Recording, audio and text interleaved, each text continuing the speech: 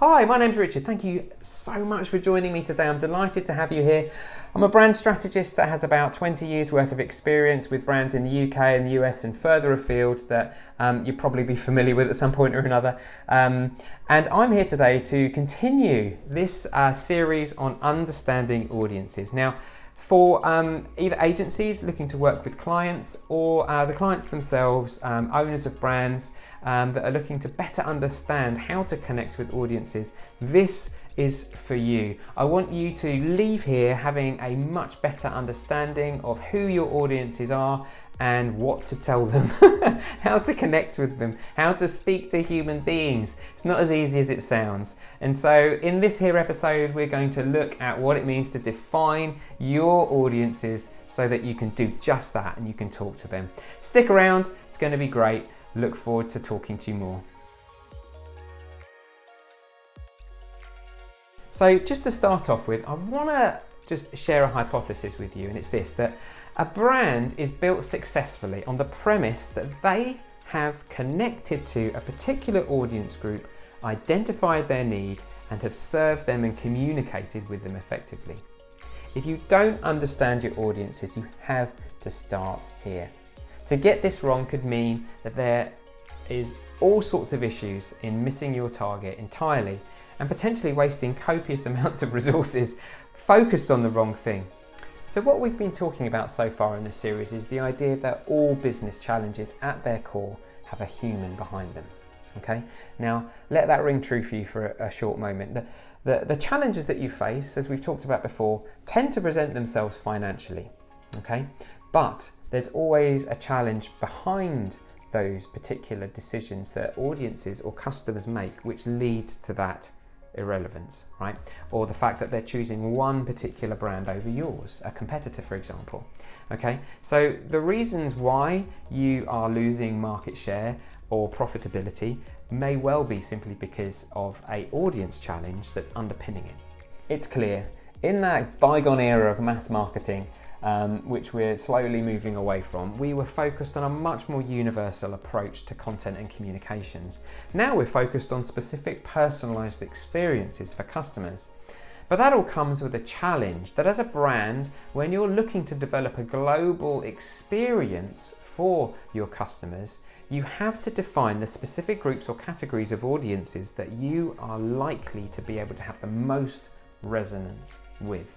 Now, depending upon your strategy, no brand can be for everyone. It's not possible. This is where positioning comes into play. One of the most famous books on the subject was actually called Positioning. It was by a couple of chaps called Al Rees and Jack Trout, in which they looked at this idea of positioning being something that's very much in the mind. It's the way that human beings categorize information and enable them to be able to engage in complex markets by a very intuitive process of sort of defining what that brand's position in is within said market. Now, say you look at the automotive market as a consumer, for example, that you'll know a range of different brands that come to mind.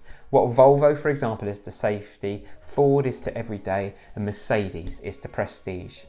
And these categories of meaning help consumers to, as I've said, navigate these markets.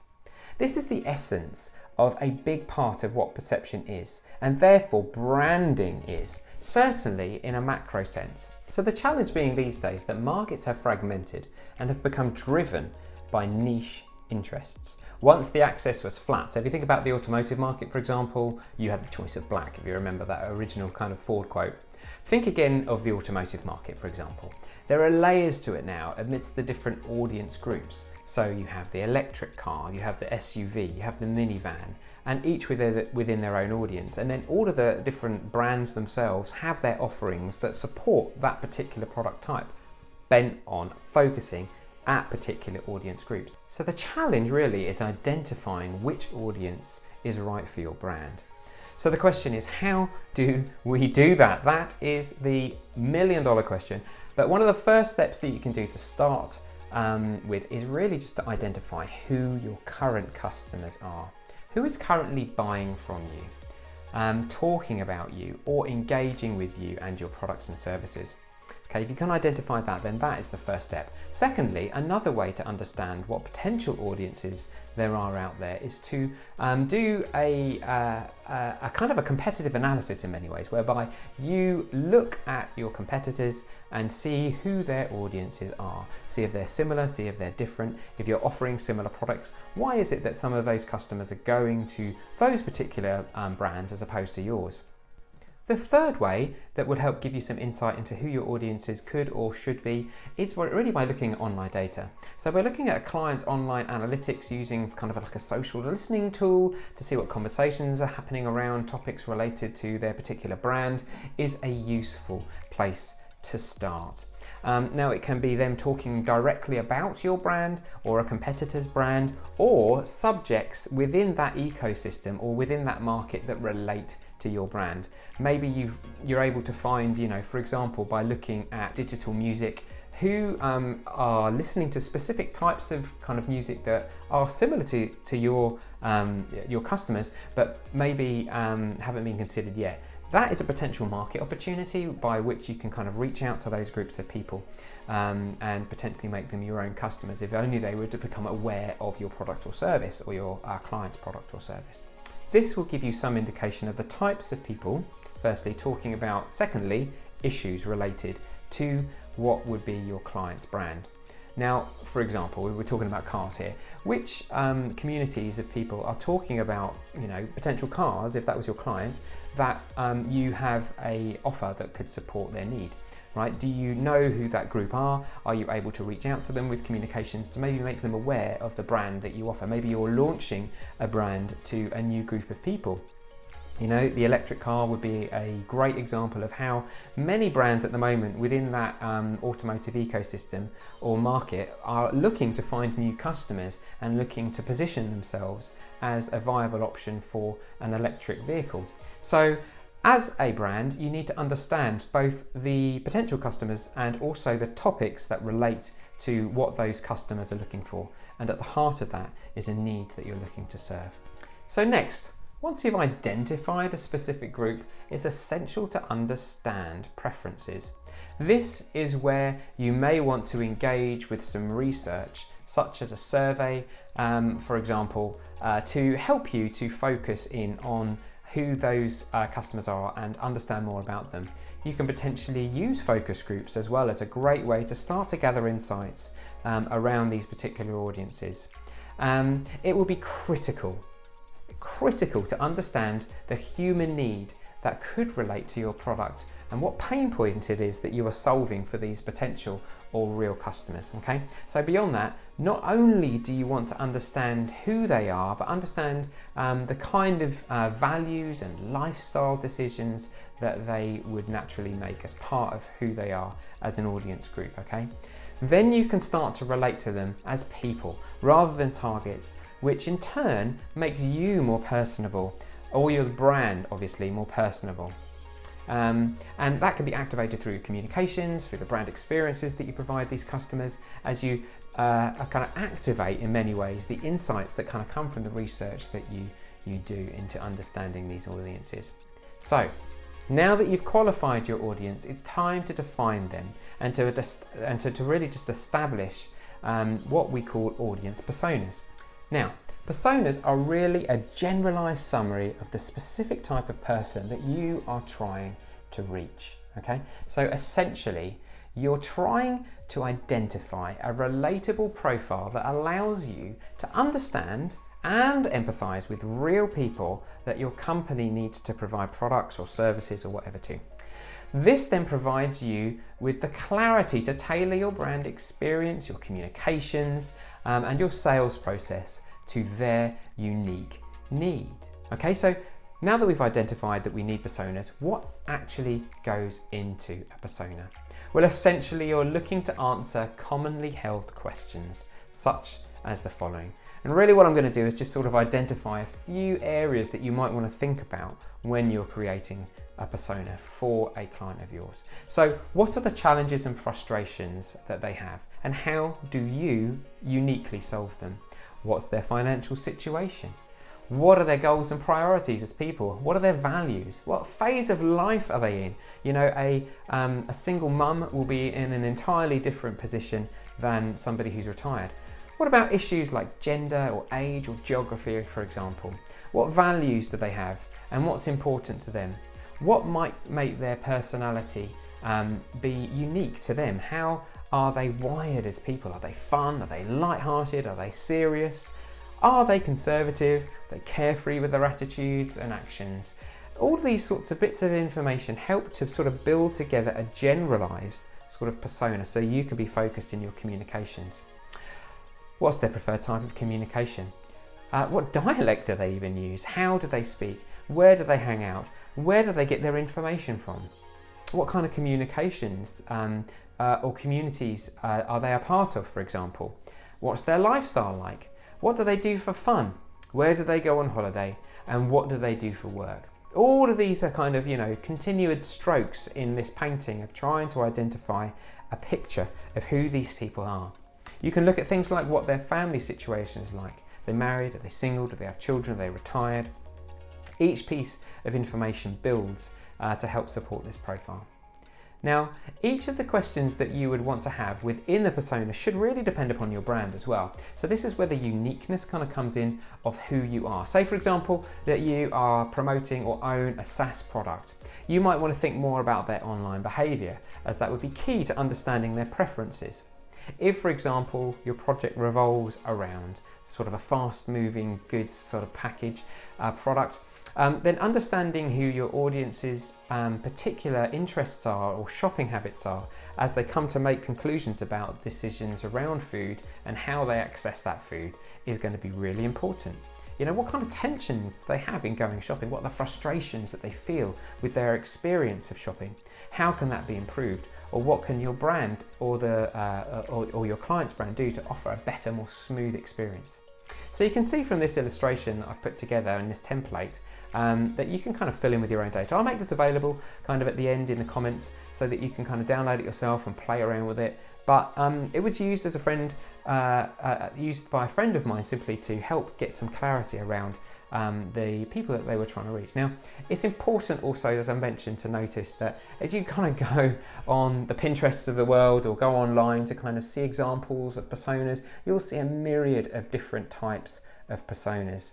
Now, this is really because every brand is different, every customer journey is different as well, and every experience will be different. And so you really need to not necessarily template that, but this might be helpful just to get the juices flowing and to help you sort of approach this project. So as you can kind of see in this project, you can kind of see that there's an image that I've placed in here of the person that makes it a bit more relatable. There's some sort of demographics information about their age and gender and all of that kind of good stuff. But then there's some values information as well. So what type of values do they have?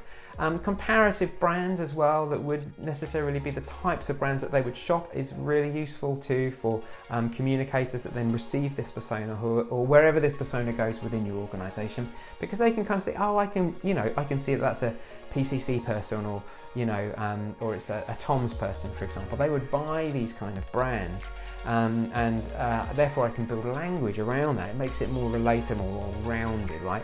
And so these different categories are really useful in terms of helping people to kind of get the angles on the unique people that you're trying to reach. Personas aren't a be-all and end-all. They're never going to be perfect in the sense that they can't represent everybody or every single niche, but you want to be able to have those groups of personas that best represent the needs of your organisation and the customers that you're serving with those particular services or products, right? So think about how you need to sort of diversify your portfolio of personas and make them as clear as possible. Okay, so you want as much clarity and focus as you could possibly get in terms of not having too many, but then you also want to have enough that they actually represent the needs of the diverse populations that you might be trying to talk to and communicate with. It's also important to note the effectiveness of something like this is just really in the simplicity. Okay, you don't want too much complexity, as I've already talked about, in terms of the number of different personas. you want to be able to clarify that specific group, but then also the information that kind of comes across with it. So, I shared with you that long list of potential topics that could be involved. You really need to tailor it to the particular brand to help create clarity. Think, for example, about how this could be used. You could pass it on to your customer service team so that they can start to relate and empathise with the different customers that they need to talk to on a day-to-day basis. They can understand that, a certain type of person will require a certain type of response or relationship, right, in terms of how they need to grow. It's also the basis of most communications. Once you've identified the person that you're talking to and have some legs to that, it enables you then to really think through what kind of communications needs to be created. What kind of experiences does this person need? What kind of user experience do they want online? A physical experience in the shop, in the spatial environment, for example, that will help them. But the type and the tone of the communications will be influenced by the type of people that you're talking to. So you can see that that would be a very useful tool, in your sales team, but also in your marketing team, more broadly as well, within your organisation. It can have many different uses and can be really important in helping you as an organisation move towards being more sort of brand-led and driven by audience need rather than kind of internal kind of assumptions, right? So you can download this template as mentioned. Please feel free to play around with it, do as you will with it, but just try to start figuring out what it is that you need to place in those different categories, or change them up, switch the categories around, add new ones, take some out, and do your own research as well. I recommend going online and seeing all the different types of personas and how they've been used within different organisations. So that's it for today. I hope that has been helpful for you. It's a really useful tool and helping define your audience, but also just to kind of have something that you can then take, a persona that you can take and use within your organisation, or to work with partner organisations as well as they look to build the strength of your brand. Okay, thanks very much, and I look forward to talking to you next time.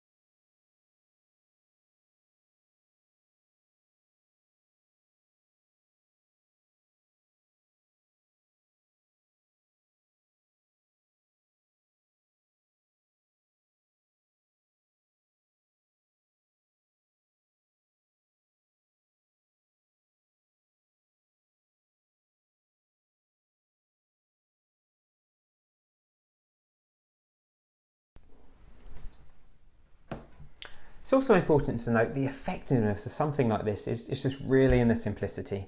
Okay, you don't want too much complexity, as I've already talked about, in terms of the number of different personas.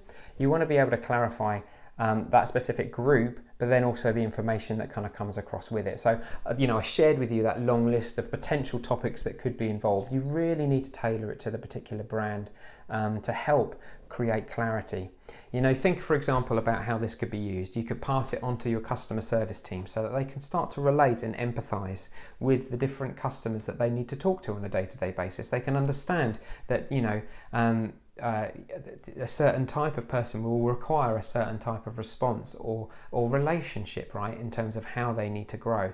It's also the basis of most communications. Once you've identified the person that you're talking to and have some legs to that, it enables you then to really think through what kind of communications needs to be created. What kind of experiences does this person need? What kind of user experience do they want online? A physical experience in the shop, in the spatial environment, for example, that will help them. The type and the tone of the communications will be influenced by the type of people that you're talking to.